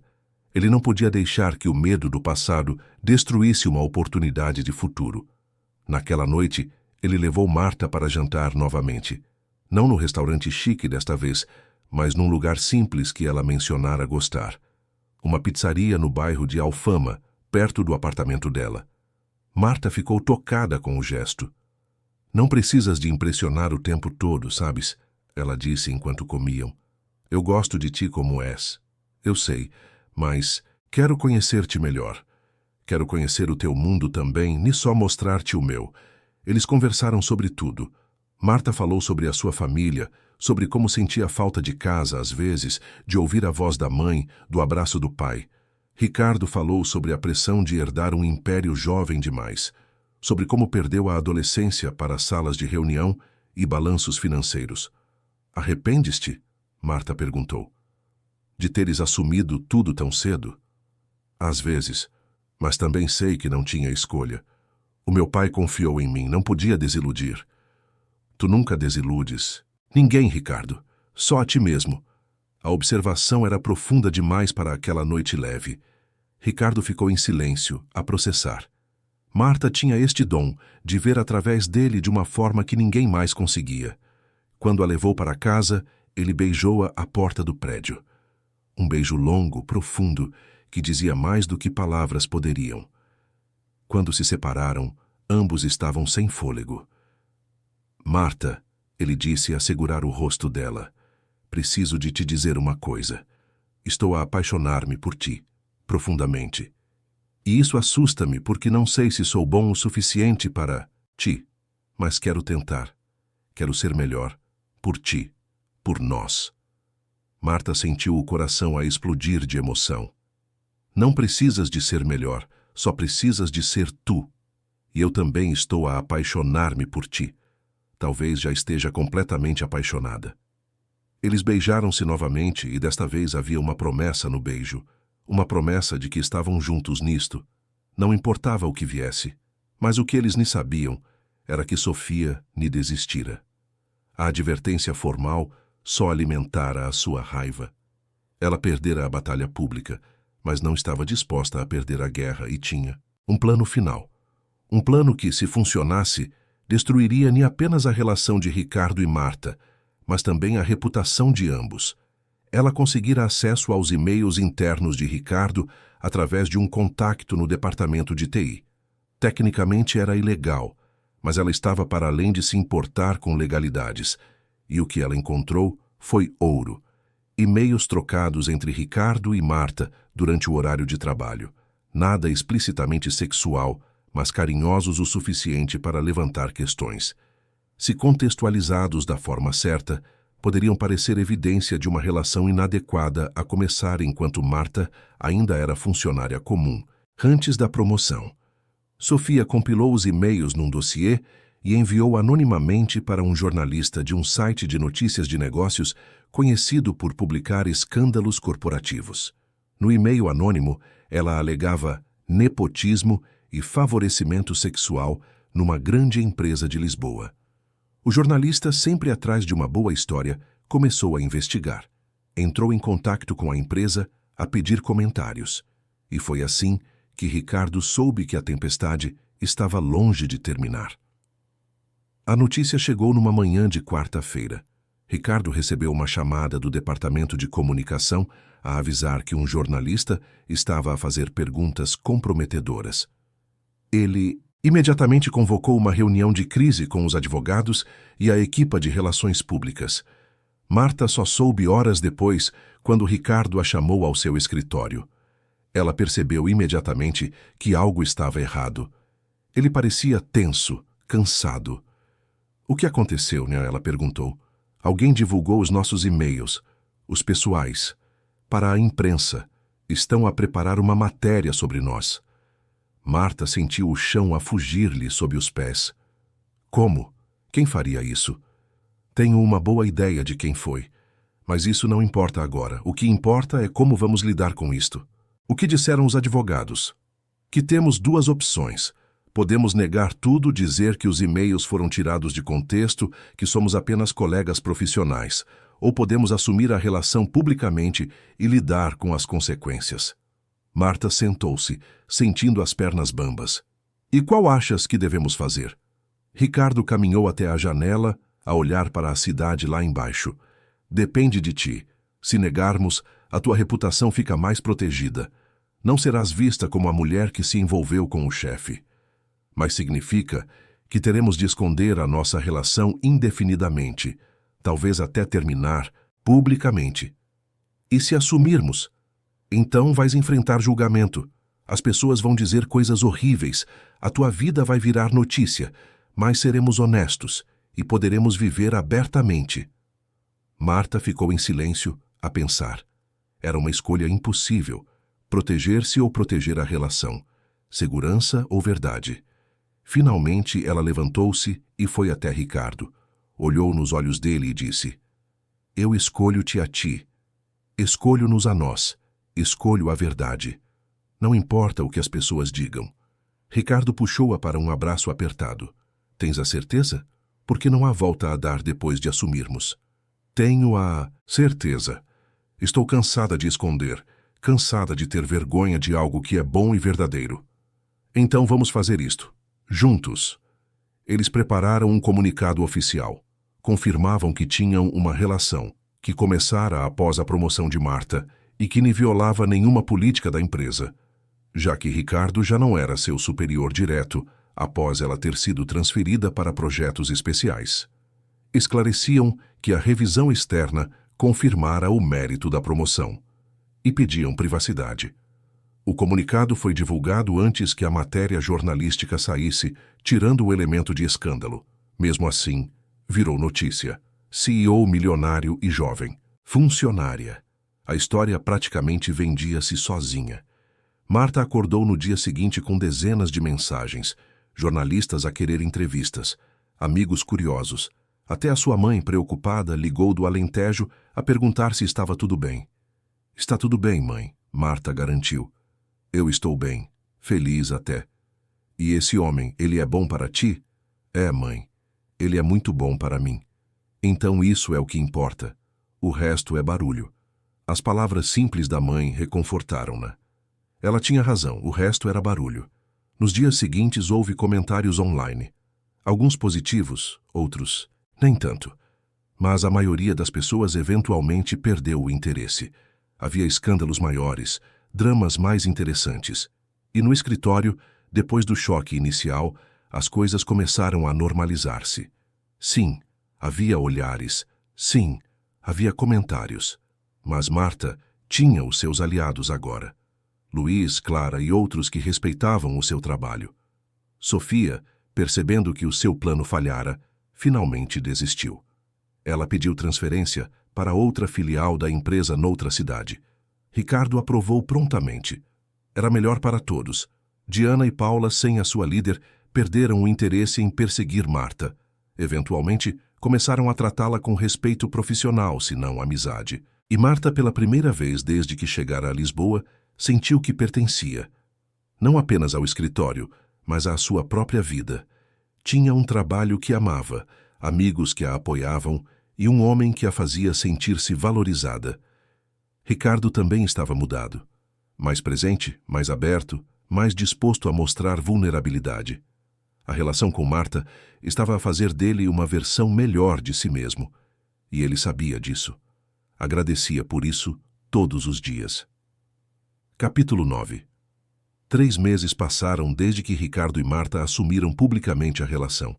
E naqueles 3 meses, tudo parecia ter-se finalmente encaixado. Marta estava a liderar um projeto de reestruturação financeira que poderia poupar milhões à empresa. Ricardo estava mais feliz do que estivera em anos, e juntos estavam a construir algo sólido. Mas numa sexta-feira à tarde, algo inesperado aconteceu que testaria tudo o que tinham construído. Marta estava na sua sala a rever contratos quando recebeu uma chamada de um número desconhecido. Normalmente ela não atendia, mas algo a fez atender desta vez. Estou? Menina Soares, daqui é da Clínica de São João. Temos uma paciente aqui, Catarina Mendes, que pediu para ligarmos para este número. O mundo de... Marta parou. Catarina. O nome da mulher que Ricardo amara. A mulher que morrera. Ou pelo menos ele achava que sim. Deve haver algum engano. Marta disse com a voz trêmula. A pessoa que está a procurar, ela faleceu há muitos anos. Não, menina. A senhora Mendes está bem viva. Ela sofreu um acidente de carro grave há 10 anos e ficou em coma. Despertou há 6 meses e tem passado por reabilitação conosco. Ela pediu que encontrássemos o senhor Ricardo Almeida, mas não conseguimos localizá-lo diretamente. Encontramos o seu nome em alguns artigos recentes relacionados com ele e pensamos que poderia ajudar. Marta sentou-se, sentindo-se tonta. Isto era real? Catarina estava viva? Como era possível? E por que é que a clínica estava a ligar para ela? Eu vou falar com o Ricardo. Muito obrigada por ligar. Quando desligou, Marta ficou paralisada. Como ia contar isto a Ricardo? Que a mulher que ele amara, pela qual chorara, que passara 10 anos a pensar que estava morta, estava viva, e o que isso significava para eles. Ela precisava de tempo para processar, mas não tinha. Ricardo tinha de saber, imediatamente. Levantou-se e foi até ao escritório dele com as pernas bambas. Ricardo estava ao telefone, mas quando viu a expressão de Marta, desligou imediatamente. O que aconteceu? Estás pálida. Marta fechou a porta e sentou-se. Ricardo, acabei de receber uma chamada. Da Clínica de São João. É sobre a Catarina. O rosto de Ricardo empalideceu. A Catarina? Por que é que uma clínica estaria a ligar sobre ela?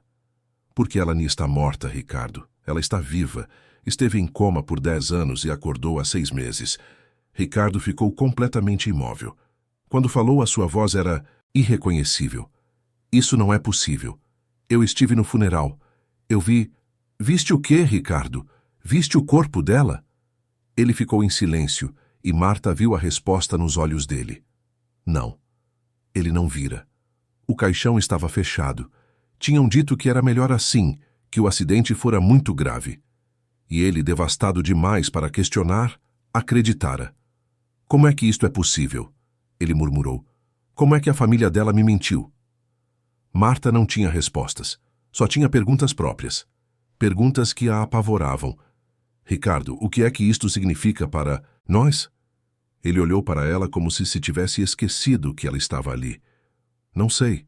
Eu preciso de haver. Preciso de entender o que aconteceu. Eu vou contigo. Não. Preciso de fazer isto sozinho. As palavras cortaram Marta como uma faca. Mas ela entendeu. Ou tentou entender. Aquilo era maior do que ela. Maior do que eles. Está bem. Mas, Ricardo, promete-me uma coisa. Promete-me que vais voltar, que vamos conversar sobre isto. Ele pegou na mão dela. Prometo. Mas quando ele saiu daquela sala, Marta não tinha a certeza se acreditava. Na promessa. Ricardo conduziu até a clínica de São João num estado de choque. A sua mente estava num turbilhão. Catarina estava viva. Como? Por quê? E por que é que a família dela lhe mentira? Quando chegou à clínica, foi recebido por uma médica que explicou a situação. Catarina sofrera um traumatismo craniano severo no acidente. Os médicos tinham dito à família que as chances de ela acordar eram mínimas. A família, não querendo que Ricardo ficasse preso a uma esperança impossível, decidiu contar-lhe que ela falecera. Tinham até feito um funeral simbólico. Era uma mentira cruel, mas achavam que estavam a fazer o que era melhor. E agora ela está a pedir por mim? Ricardo perguntou. Sim. Você é uma das primeiras coisas que ela mencionou quando acordou. Ela ainda não sabe que você acreditou que ela estava morta todos estes anos. Ricardo pediu alguns minutos antes de a ver. Sentou-se numa sala de espera, a tentar organizar o turbilhão de emoções. Raiva pela mentira, choque por ela estar viva, culpa por ter seguido em frente e medo. Medo do que sentiria quando a visse. Quando finalmente entrou no quarto, Catarina estava sentada numa cadeira perto da janela. Ela mudara. O cabelo estava mais curto, tinha cicatrizes visíveis no rosto e nos braços. Mas era ela. Inconfundivelmente ela. Quando o viu, os seus olhos encheram-se de lágrimas. Ricardo. Ele não conseguiu falar. Apenas se aproximou, ajoelhou-se diante dela e segurou-lhe as mãos. E chorou. Chorou por tudo o que perdera, por todos os anos roubados, por toda a dor. Eles conversaram por horas. Ela contou sobre acordar sem saber onde estava, sem entender o que acontecera, sobre descobrir que perdera 10 anos da sua vida, sobre como a primeira coisa que quis foi vê-lo, e ele contou sobre como acreditara que ela estava morta, sobre como se fechara para o mundo, e, eventualmente, sobre Marta. Catarina ouviu em silêncio. Quando ele terminou, ela disse: Apaixonaste-te por ela? Não era uma pergunta. Sim, ele admitiu. Apaixonei-me. E ela por ti? Sim. Então precisas de voltar para ela. Não podes deixar que o meu passado destrua o teu futuro. Mas e tu? Eu passei 10 anos a achar que estavas morta. E agora estás aqui, viva. Como é que eu simplesmente sigo em frente? Catarina deu um sorriso triste. Ricardo, nós éramos miúdos quando estávamos juntos. Eu tinha 26, tu 28. Tínhamos sonhos, mas também tínhamos problemas. Lembras-te das discussões? Das vezes que eu reclamava que tu priorizavas o trabalho? Nós éramos apaixonados, mas não sei se seríamos felizes para sempre. Não sabes isso. Não, não sei. Mas sei que 10 anos se passaram. Tu mudaste. Eu mudei. E há uma mulher lá fora que te ama agora. Não há 10 anos. Não seria justo com nenhum de nós tentar reconstruir algo que talvez nunca tenha sido tão sólido quanto nos lembramos. Ricardo ficou em silêncio, a absorver as palavras dela. Parte dele sabia que ela estava certa, mas outra parte, a parte que carregara a culpa e a dor por tanto tempo, não queria deixar ir. Lamento imenso, ele disse finalmente. Por tudo. Por não ter lutado mais. Por ter acreditado tão facilmente. Por ter seguido em frente. Não lamentes. Tu viveste. É tudo o que eu poderia querer. Agora vai. Volta para ela. E ser feliz. Pelos dois. Quando Ricardo saiu da clínica já era noite. Ele conduziu sem destino por um tempo a processar tudo. Finalmente pegou no telefone e ligou para Marta. Ela atendeu ao primeiro toque. Onde estás? Ela perguntou. Estava preocupada. A conduzir. Posso ver-te? Estou em casa. Vem. Quando Ricardo chegou ao apartamento dela, Marta estava à espera à porta. Ela chorara. Ele podia ver pelos olhos inchados, mas tentava manter a compostura. Como é que ela está? Marta perguntou. Viva. Diferente. Mas viva. E o que é que ela disse? Ricardo contou tudo. Sobre a conversa, sobre o que Catarina dissera, sobre a decisão da família. E Marta ouviu tudo, sem interromper. Quando ele terminou, ela perguntou a única coisa que importava. O que sentes agora? Ricardo olhou para ela. Aquela mulher corajosa que entrara na sua vida e mudara tudo. Sinto que passei 10 anos a viver no passado e que agora, finalmente, tenho a oportunidade de viver no presente, contigo, se ainda me quiseres. Marta sentiu as lágrimas a escorrerem. Claro que quero. Mas, Ricardo, preciso de saber. Tens a certeza? Porque se parte de ti ainda está com ela, se tens dúvidas, eu prefiro saber agora. Não tenho dúvidas. A Catarina faz parte do meu passado. Um passado que eu sempre vou carregar. Mas tu, Marta, tu és o meu presente. E, se deixares, o meu futuro. Ela puxou-o para um abraço. Ficaram ali, à porta do apartamento, apenas a segurarem-se um ao outro. E naquele momento, ambos souberam que tinham passado pelo teste final. Nada mais poderia abalar o que tinham. Mas havia uma última surpresa à espera. No dia seguinte, Ricardo recebeu uma chamada da família de Catarina. Eles queriam encontrar-se com ele, pedir desculpas pessoalmente. E havia algo mais que precisavam de contar. Ricardo concordou em encontrá-los, mas desta vez levou Marta. Ela merecia estar ao seu lado em tudo. Quando chegaram à casa da família de Catarina, foram recebidos pelos pais dela, o senhor e a senhora Mendes. Pareciam mais velhos, cansados, carregados de culpa. Lamentamos imenso, disse o senhor Mendes. O que fizemos foi imperdoável, mas achávamos que era o melhor para todos. Os médicos diziam que ela nunca acordaria. Não queríamos que desperdiçasses a tua vida à espera. E agora? Ricardo perguntou. O que querem de mim? Nada, disse a senhora Mendes. Só queríamos que soubesses a verdade, completa. A Catarina não quer reabrir a relação contigo. Ela está a começar uma nova vida, a focar-se na sua reabilitação, e pediu que te passássemos uma mensagem. Ela entregou a Ricardo um envelope. Dentro havia uma carta escrita com a letra trêmula de Catarina. Ricardo leu-a em silêncio, com Marta ao seu lado. A carta dizia: Ricardo, obrigada por me teres amado. Obrigada por teres guardado a minha memória com tanto carinho. Mas agora é hora de deixar ir. Somos pessoas diferentes do que éramos, e tu encontraste alguém que te faz feliz como és hoje. Não desperdices isso. Por lealdade a um fantasma. Ser feliz. É tudo o que eu sempre quis para ti. Quando terminou de ler, Ricardo dobrou a carta cuidadosamente e guardou-a. Olhou para Marta, que tinha lágrimas nos olhos, e soube que finalmente, depois de 10 anos, estava livre. Livre do passado, livre da culpa, livre para amar completamente. Capítulo 10. 6 meses depois do reencontro com Catarina, a vida de Marta e Ricardo encontrara um novo equilíbrio. O episódio, por mais doloroso que tivesse sido, na verdade fortalecera a relação deles. Tinham enfrentado o passado juntos e saído mais unidos do que nunca. Era como se aquela aprovação final tivesse cimentado algo entre eles, algo inabalável. Marta era agora gerente de projetos especiais, uma posição conquistada por puro mérito.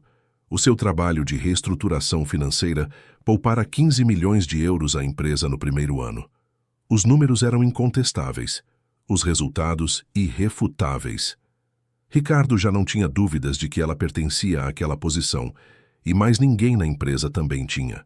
Até os mais céticos tinham de admitir que Marta Soares era extraordinariamente competente. Ela desenvolvera uma confiança nova. Não era arrogância, mas uma certeza tranquila do seu próprio valor. Falava em reuniões sem medo. Defendia as suas ideias com firmeza. E as pessoas ouviam, respeitavam. A transformação era visível para todos que a conheciam desde o início. Num sábado de manhã soalheiro, Ricardo acordou antes de Marta. Tinham passado a noite na cobertura dele, algo que se tornara rotina nos últimos meses.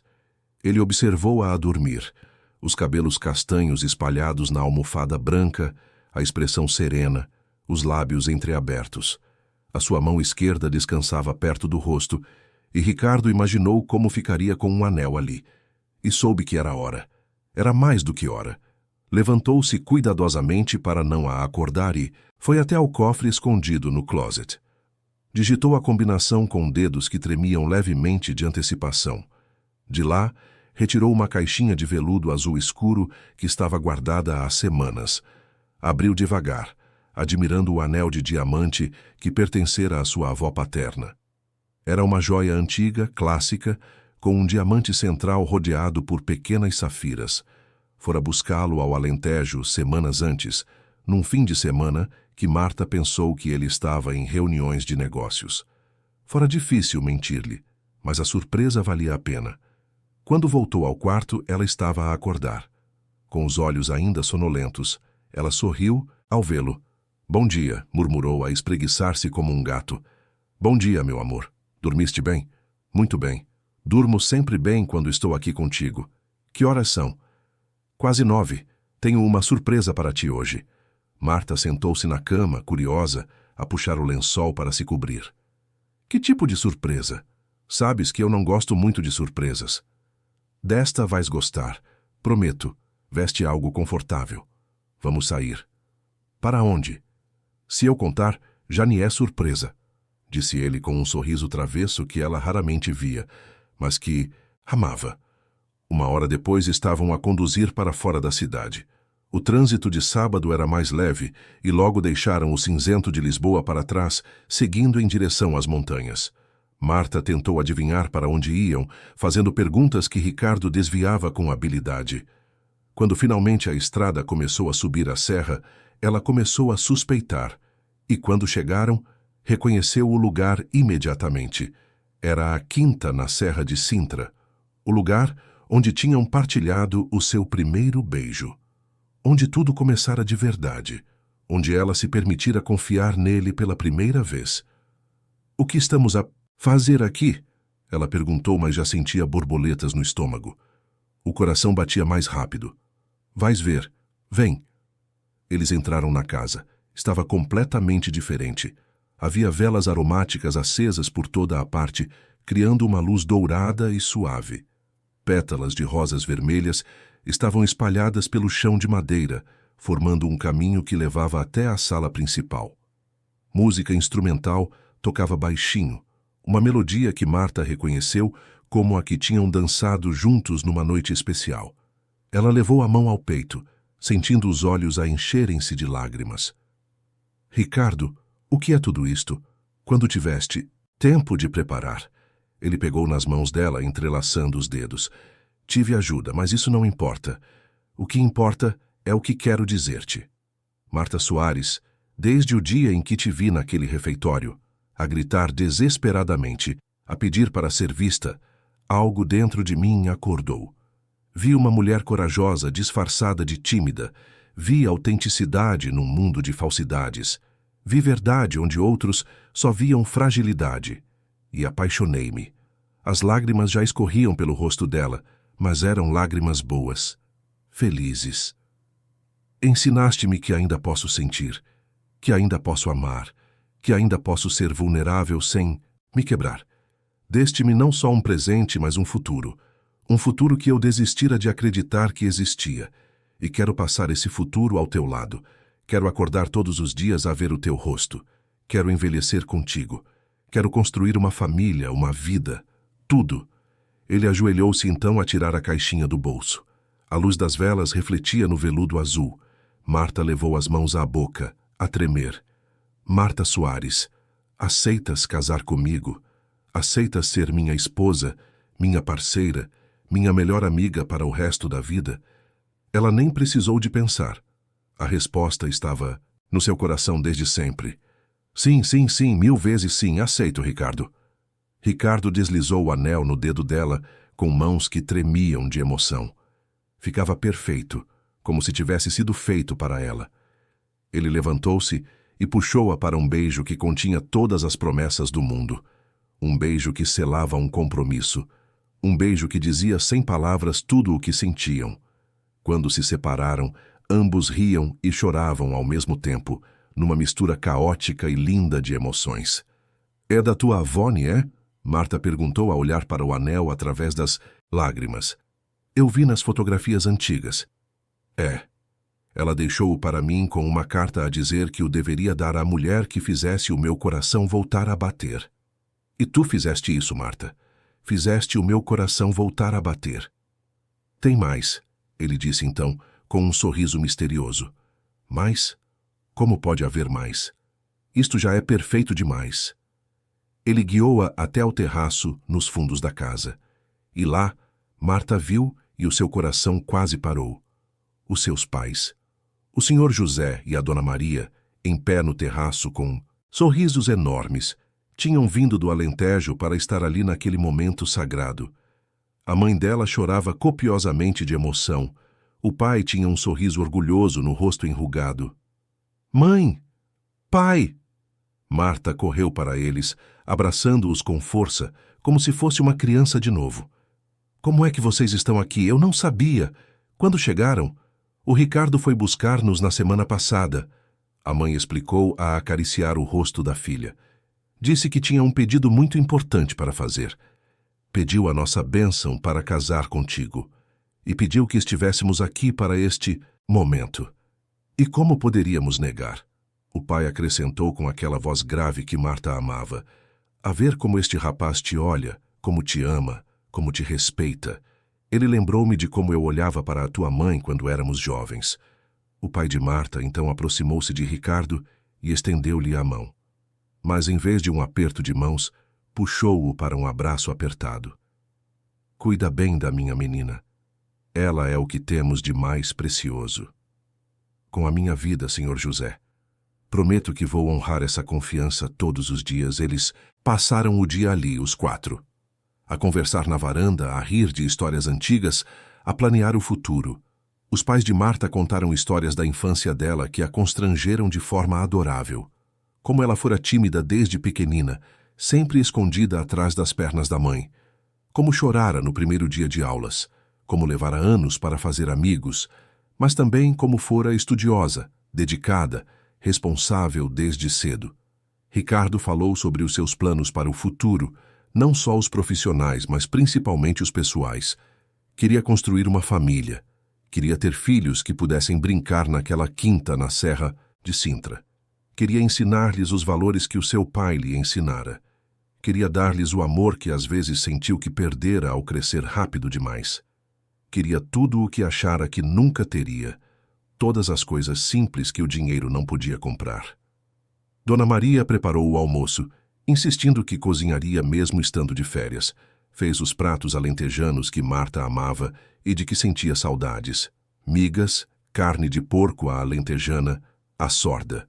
O aroma encheu a casa e trouxe memórias felizes de infância. Durante a refeição, Ricardo perguntou sobre a cidade natal de Marta, demonstrando interesse genuíno. Queria conhecer o lugar onde ela crescera, onde se formara, onde sonhara pela primeira vez com uma vida em Lisboa. Quando os pais de Marta se recolheram para o quarto de hóspedes após o jantar, cansados da viagem e do dia emocionante, ela e Ricardo ficaram sozinhos no terraço, a observar as estrelas que brilhavam com intensidade sem a poluição luminosa da cidade. Ainda não acredito que isto estava a acontecer, Marta disse, a olhar para o anel que brilhava no seu dedo sob a luz da lua. Há 1 ano eu era invisível. Era ridicularizada, achava que nunca seria vista de verdade, que nunca seria amada deste jeito. E agora?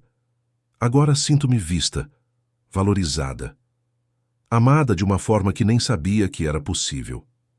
Tu deste-me isso, Ricardo. Deste-me não só amor, mas também confiança. Ensinaste-me a valorizar-me. Não, ele corrigiu suavemente, puxando-a para mais perto. Tu sempre foste digna de ser vista. Sempre tiveste esse valor. Eu só tive a sorte de estar a prestar atenção quando finalmente decidiste mostrar-te. Quando tiveste a coragem de gritar, de exigir ser reconhecida. Eles ficaram ali por horas, a conversar sobre o casamento, sobre como seria, onde seria, quem convidariam. Marta queria algo íntimo, especial. Ricardo concordou. Não precisavam de centenas de pessoas.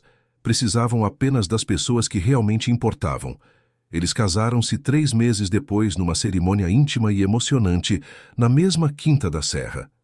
O jardim estava decorado com flores silvestres e luzes delicadas penduradas nas árvores.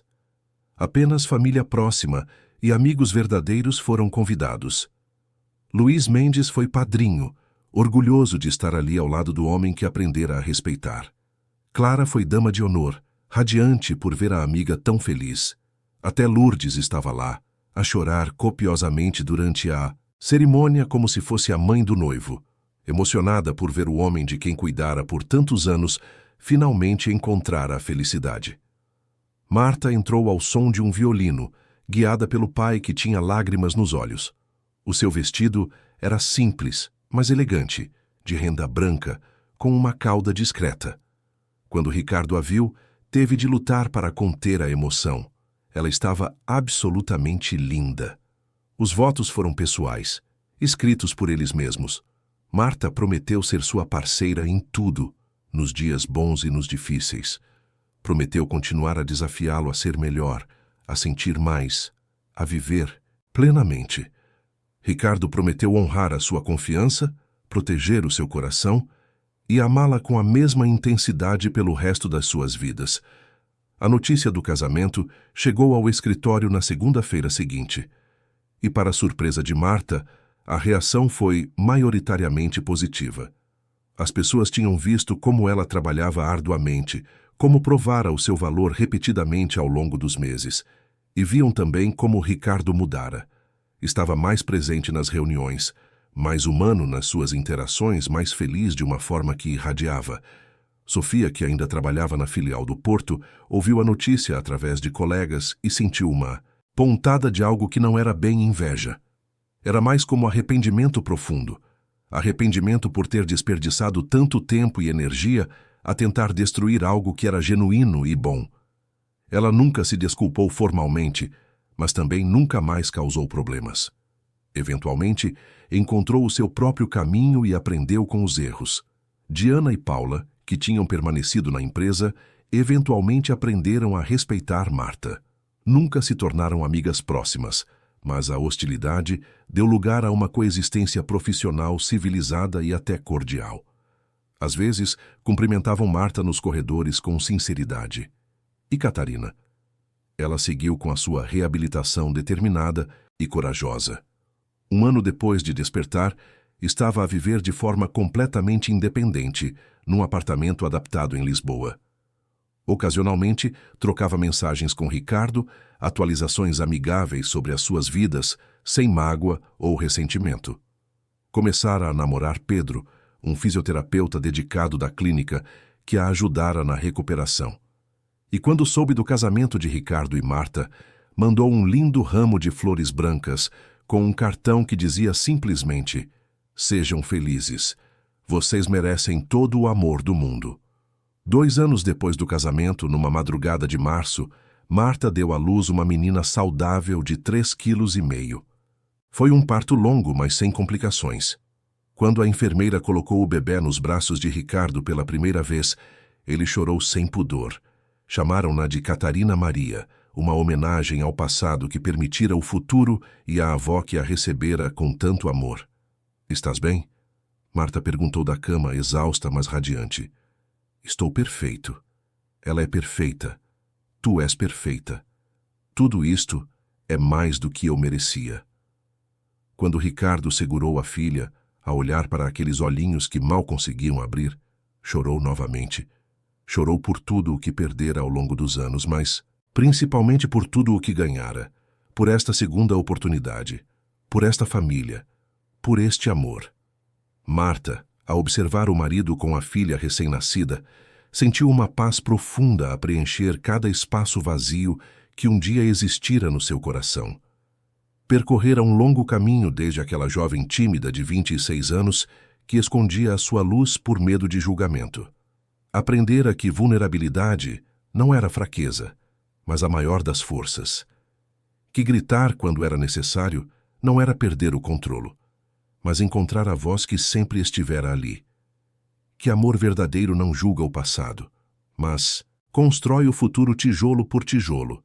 E Ricardo aprendera que fechar o coração para se proteger da dor também o fechava para a alegria e para a vida, que viver eternamente no passado era desperdiçar o presente precioso, e que às vezes as melhores e mais transformadoras coisas da vida vêm disfarçadas de momentos desesperados num refeitório cheio de gente.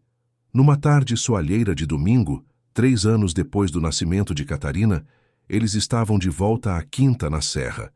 A menina, agora com os seus 5 anos cheios de energia, brincava no jardim a perseguir borboletas com risadas cristalinas. Ricardo observava Marta a correr atrás da filha, ambas a rir sem preocupações, e sentiu uma gratidão tão profunda e avassaladora que doía no peito de forma boa. "Estás bem?"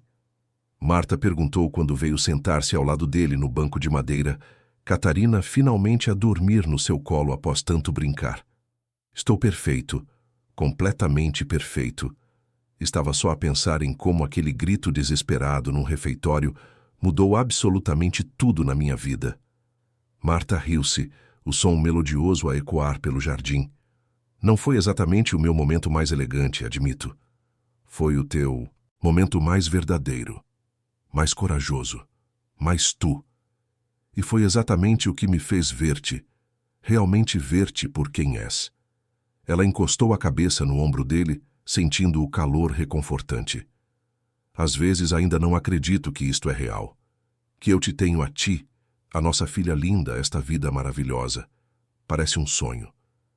Acredita, é real. E sabe que todos os dias eu agradeço aos céus por teres tido a coragem de gritar, de te mostrares, de confiares em mim quando não tinhas motivos para confiar. E eu agradeço por teres prestado atenção quando mais ninguém prestava, por teres visto para além da superfície, por me teres amado não apesar de quem eu sou, mas exatamente por quem eu sou, com todas as minhas inseguranças e medos."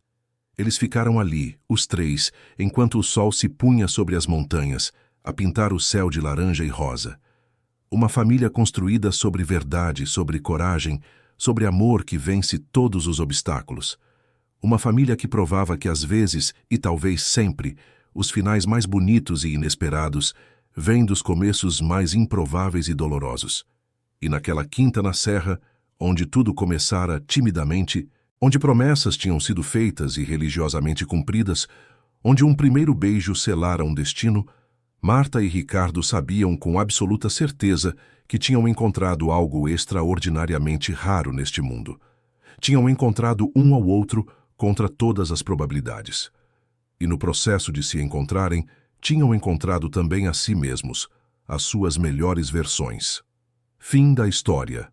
Queridos ouvintes, esperamos que a história de Marta e Ricardo tenha tocado os vossos corações da mesma forma que tocou o nosso ao criá-la. Esta é uma história sobre coragem, sobre encontrar a voz quando todos tentam silenciá-la, sobre o amor que cura e transforma. Para continuar esta jornada emocional conosco, preparamos uma playlist especial com histórias igualmente cativantes. Pode encontrá-la clicando aqui ao lado. Se esta história ressoou consigo, não se esqueça de subscrever o nosso canal e deixar o seu gosto no vídeo. Todos os dias trazemos narrativas únicas que exploram a complexidade da vida, do amor e das relações humanas. Queremos saber de si. Já passou por alguma situação onde precisou de encontrar a sua voz? Já sentiu que era invisível até alguém realmente o enxergar? Partilhe a sua história nos comentários. As suas experiências enriquecem a nossa comunidade e podem inspirar outras pessoas. Não perca os nossos próximos conteúdos. Até a próxima história.